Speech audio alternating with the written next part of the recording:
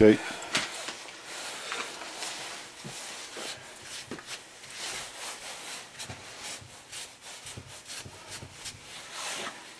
Je vais vous parler maintenant du filtreur à l'huile. Normalement, il y a deux modèles qu'on rencontre.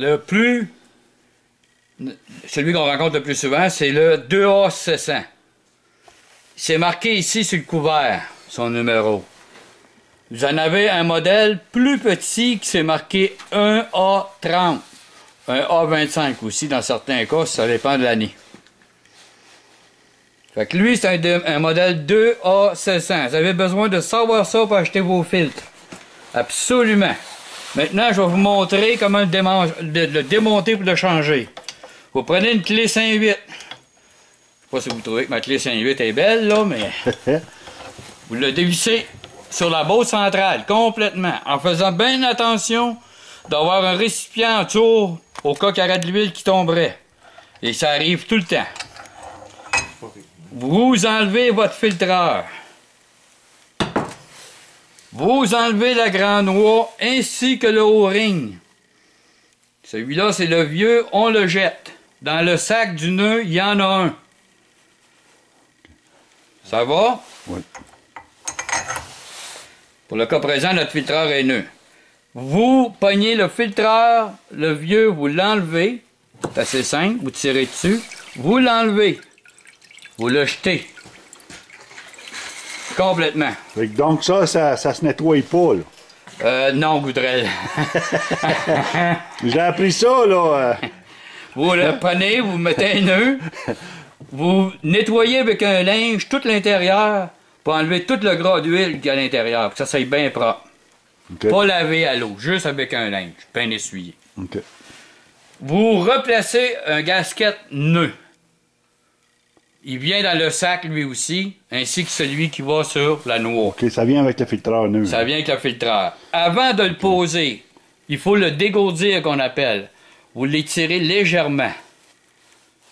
Juste légèrement, dans les deux sens. Vous le mettez dessus. Vous prenez votre filtreur, vous le rentrez au centre. Votre noix descend dessus. Puis là, ce qui est bien important, là, c'est que votre filtreur, ça n'ait pas de biais. Comme ça. Vois-tu l'espace ici puis ici, là? Oui. Ça ne s'aide pas de même. Il faut que ça soit bien droit. Sans ça, ça va couler. Vous le serrez. Puis un coup qui est posé, serré. Serrez ça, là. T'as pas ça, là, à 70 livres de pression, là. Vous l'accotez. Juste bien à côté. Après ça, là, vous allez remettre la ligne à l'huile en marche dessus. Il va vous rester à vérifier tout le tour ici, en passant votre main comme ça. Si ça vient trempe de même, ça n'a pas été essuyé avant, là, c'est à cause qu'il y a une petite fuite. Serrez un peu plus ou regardez si votre filtreur est bien centré. OK. Est-ce qu'il y a des questions sur le filtreur à l'huile? Moi, si j'ai un retour, une ligne de retour au réservoir, comme qu'on a vu tout à l'heure, faut-tu que j'enlève l'air? Non, quand tu as une ligne de retour qui s'en va au réservoir, tu n'as pas besoin d'enlever l'air. Si tu as une ligne de retour qui s'en va dans ta ligne d'arrivée d'huile, à ce moment-là, il faut que tu dévisses cette petite vis-là ici. Ça, je vais la dévisser au complet pour vous montrer comment elle est fabriquée.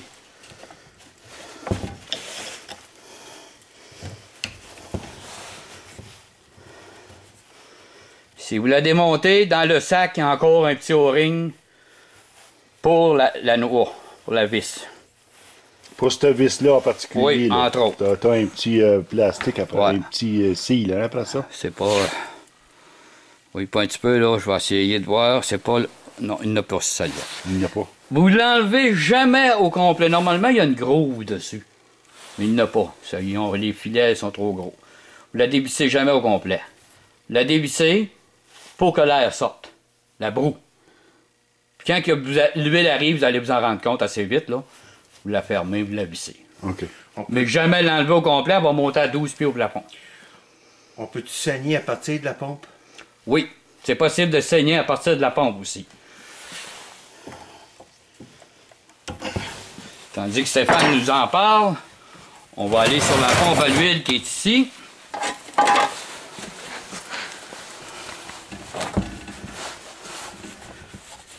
Puis vous avez une noix avec un trou en plein centre. Vous faites juste la dévisser légèrement. Qui est 3/8. Elle est bien tête, hein? OK. Vous mettez soit un plat en plastique ou, ce qui va très bien, c'est un petit tube, un quart, qu'on collecte au bout ici. OK, il embarque par-dessus. Il embarque direct par-dessus, puis la forme de la sortie est faite pour têter. Ça saigne parfaitement. Vous partez votre brûleur, l'huile va sortir par ici.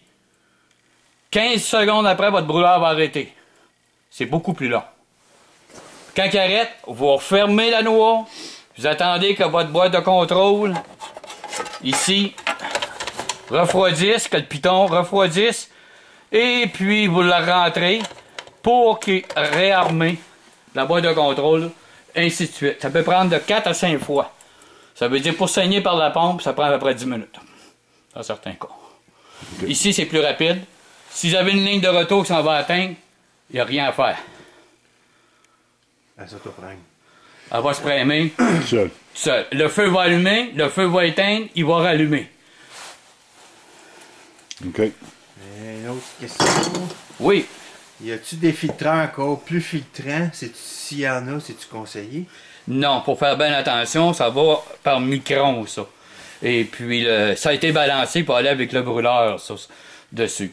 On a essayé d'autres filtreurs très performants, puis on s'est ramassé plus avec de problèmes que d'autres choses. Parce que ça bloque? Ça bloque. Parce que c'est trop filtrant. Oui. OK. Ouais. Par contre, les autres filtreurs sont très bons dans le résidentiel. Mais dans le haut volume, c'est le 2A 700 qui est recommandé. Complètement. OK. D'autres questions? Mettre le bonheur au niveau. À cette heure qu'on a regardé ça, le filtreur à l'huile, on va aller sur l'autre brûleur et je vais vous parler du niveau.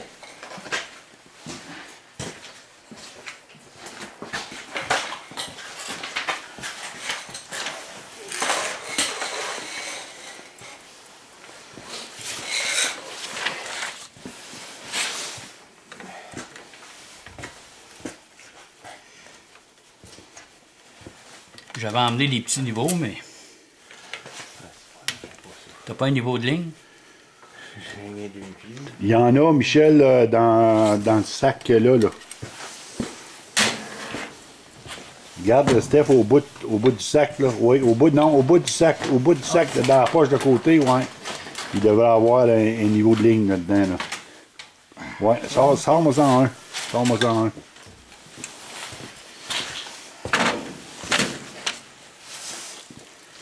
Ils n'ont jamais été utilisés. Ah ouais? Non, bête. C'est des vieux nœuds.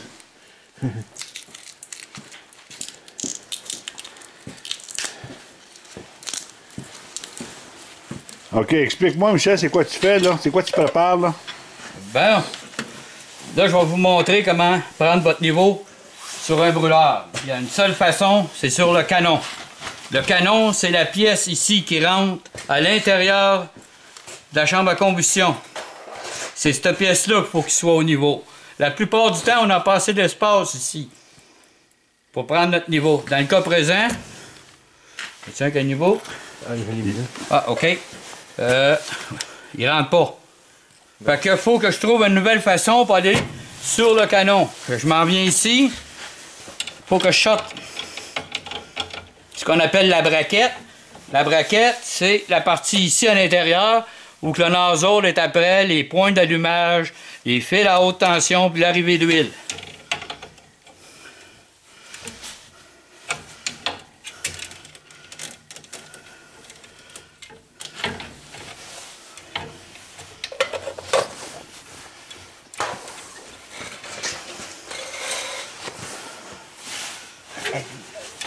J'enlève mes 2 lignes à l'huile, elles sont dévissées. Je fais pas de dégâts. Normalement, on met toujours un carton à terre. Je sors la braquette. C'est ça, une braquette. Vous avez les pointes, les nozzles, le diffuseur d'air, ainsi de suite.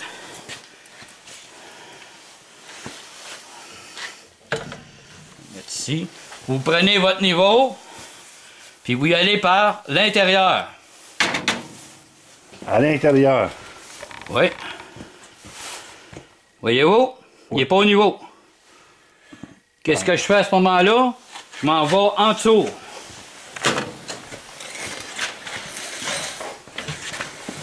Ici. Voyez-vous? Il y a une tige.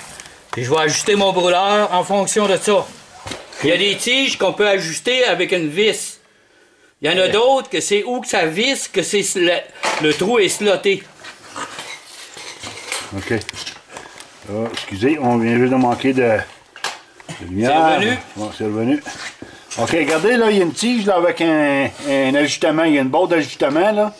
Ça, c'est pour ajuster la hauteur. Autrement dit, Le niveau. mettre le niveau dessus. C'est ça. Donc, là, le niveau, il est à l'intérieur, là. C'est ça. Ouais. C'est ça Là, il en manque. Il faut qu'il lève dans l'arrière ici. OK. Je vais vous montrer comment. Ici, vous avez 2 vis. Après, on appelle ça une flange adapteur, un adapteur universel. Vous avez 2 vis. Vous le dévissez.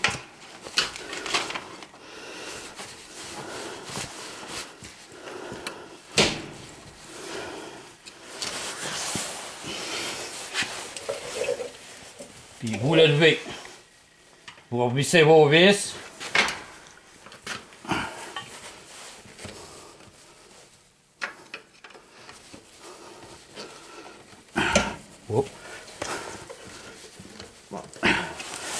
Puis vous vérifiez à l'intérieur. OK, il n'est toujours pas de niveau, là. C'est ça. Mais C'est l'opération à faire. Mais c'est ça qu'il faut faire pour le mettre de niveau. C'est ça. Tu as la visser en dessous pour la C'est mettre ça. au niveau. En vissant en dessous, vous allez la remonter, vous allez trouver votre niveau. Puis une fois fait, on resserre nos vis en haut. Puis là, pourquoi de tout ça? Pourquoi qu'on met ça au niveau, un brûleur? C'est ça, je t'ai pas te demander. Personne ne sait.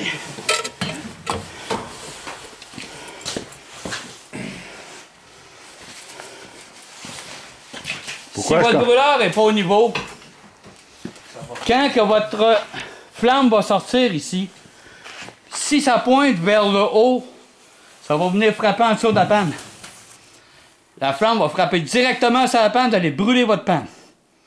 Le feu, le bout de la flamme, il faut que ça lèche seulement. Pas direct dessus. Donc, c'est ça qu'il y a l'importance d'avoir ton brûleur de niveau pour pas que tu brûles tes pannes à tout coup. Parce ça. que si ta flamme touche constamment la panne, c'est là le danger. Là. OK? Dans les années 70-80, les plus vieux s'en rappellent, beaucoup de sériculteurs brûlaient des pannes à cause du niveau des brûleurs puis des angles de brûleurs. Ça, les angles de brûleurs, on va revenir plus tard sur ça. Les angles des nozzles, tu veux dire? C'est ça. OK, OK. L'autre point, c'est que le canon ici ne doit jamais rentrer à l'intérieur. Sauf que ça vienne flush ici à la laine. Dans le cas présent, il faut qu'il recule. Donc, lui ici, là, il faut qu'il vienne, là, Oui. égal à la laine. Égal à la laine. Bien important. La raison, c'est que le feu ici il sort puis il tourbillonne. Puis il s'en vient frapper sur le côté. Puis il va brûler votre métal, ça c'est sûr. C'est la flamme directe qui va venir frapper dessus. Oui, parce que ici, là, on parle de 2000 degrés constant. Hein? Oui, exactement. Fait que c'est pour ça qu'il faut que ça s'aille flush. C'est bien important. Oui. OK? Oui, exactement. OK. Fait que pour la question du niveau de brûleur, y a-t-il des questions? C'est bien important, les gars, de vérifier votre niveau. Ça coûte pas cher un niveau de ligne. Quand vous remplacez vos gicleurs, c'est pas plus long.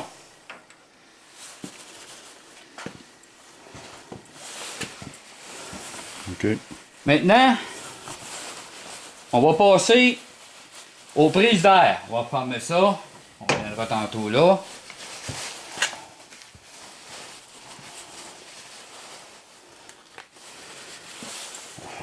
On va aller sur l'autre brûleur, Yves. OK.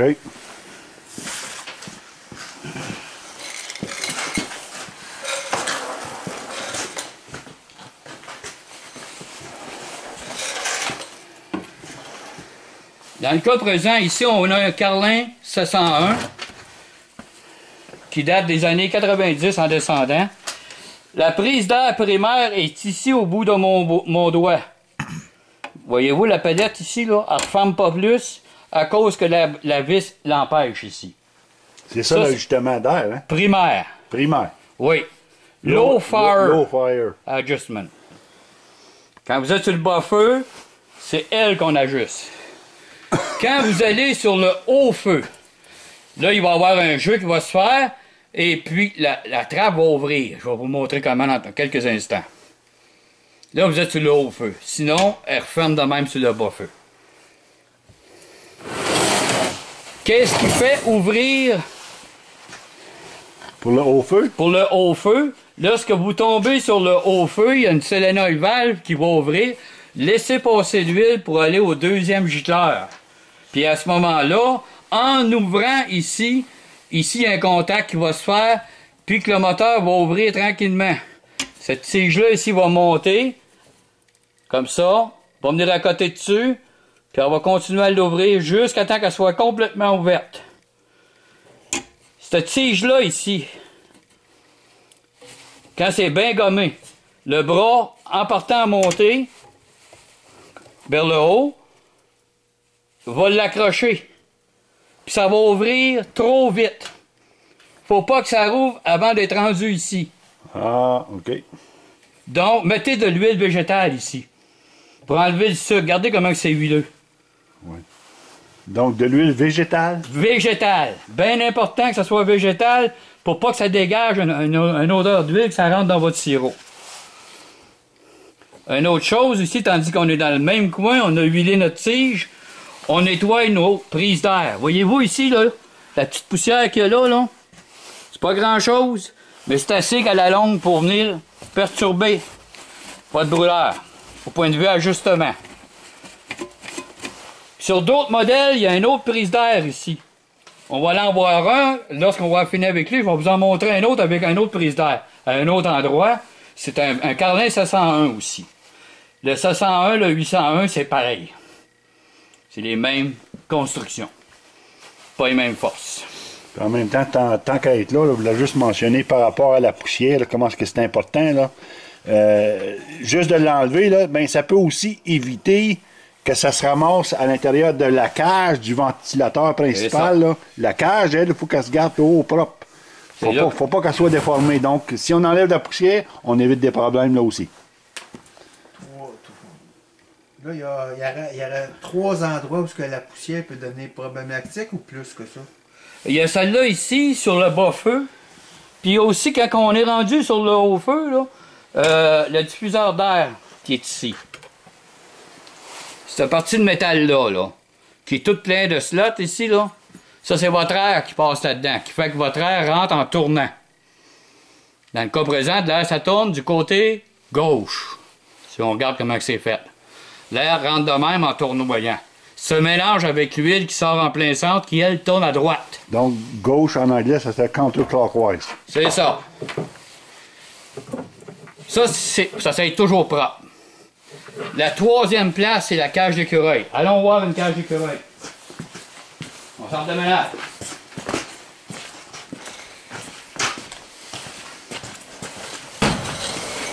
Cage d'écureuil.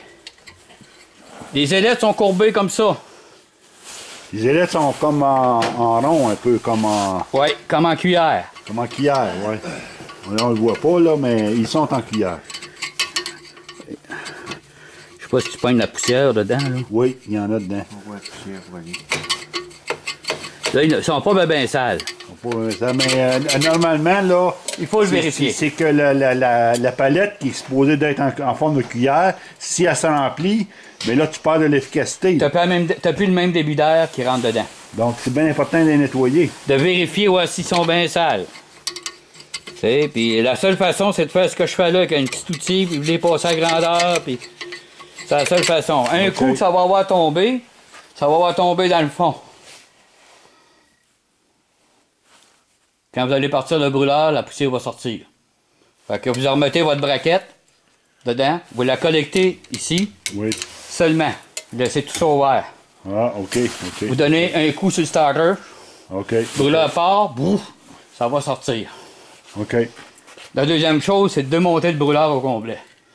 C'est pas bien pratique quand on est pressé. Ouais. C'est pas plaisant. Pas plaisant. Ça, faut-tu nettoyer l'œil magique? Tandis qu'on est ici, dans le même coin, qu'on a nettoyé notre prise d'air en dessous, bien comme il faut, il y a ça ici. Ça s'appelle l'œil magique. Lui, il regarde le feu. S'il voit quelque chose d'anormal, il va dire à la boîte de contrôle ici, coupe le courant. Arrête. Arrête-moi ça. Le piton ici va sortir de sa boîte. Un quart de pouce de long. C'est ça le reset, hein, qu'il appelle? C'est ça qui est le reset du brûleur.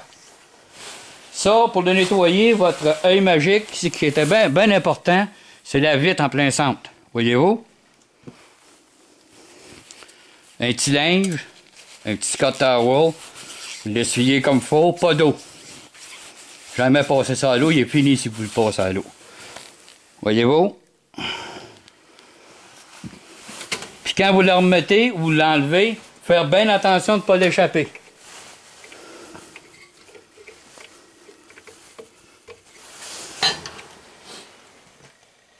Jamais le forcer de gauche à droite. Lui, il est enligné Pour le centre, oui. pour le centre. Exactement. S'il est dérangé le moindrement, votre boîte de contrôle va tomber en sûreté. Parce que l'œil magique ne verra pas le feu. Comme il faut. L'ultraviolet et l'infrarouge. Donc, en fonction normale, l'œil magique est là, lui, pour toujours voir du feu quand il est en fonction. S'il ne voit pas de feu, il arrête. Oui. 15 secondes après, dans le cas de certaines boîtes, 30 secondes dans certaines autres boîtes, puis et plus même.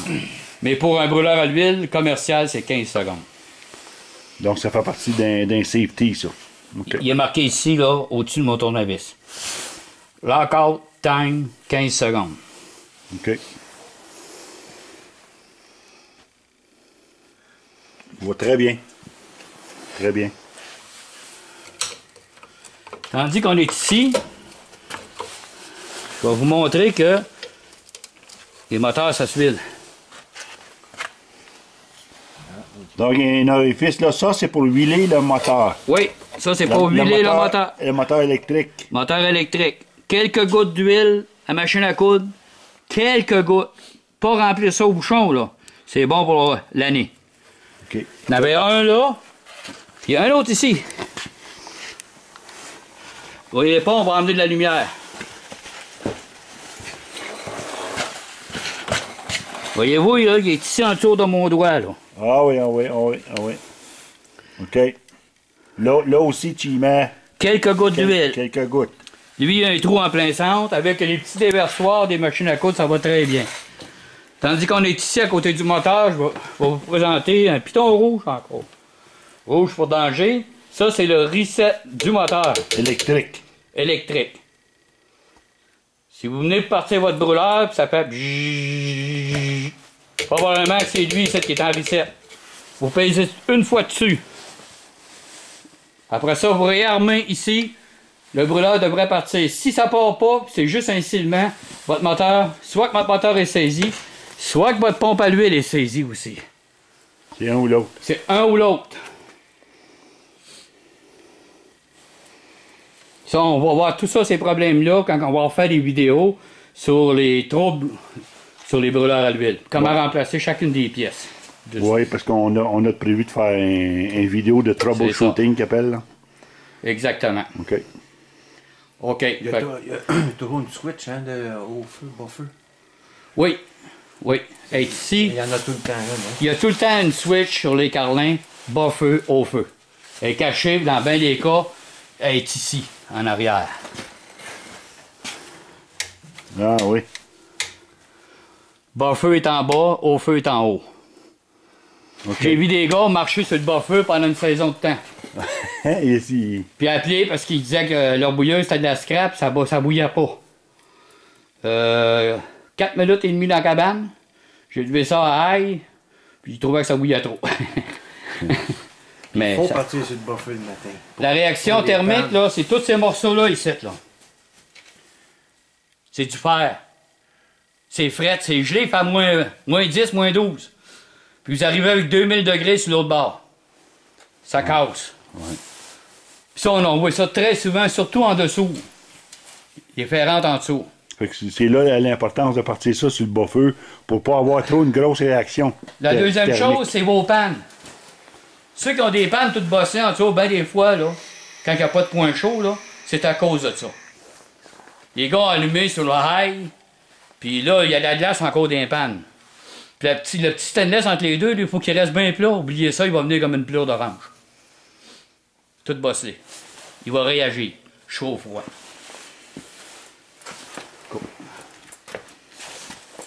OK? On va couper un peu. On va revenir dans quelques instants avec d'autres sujets.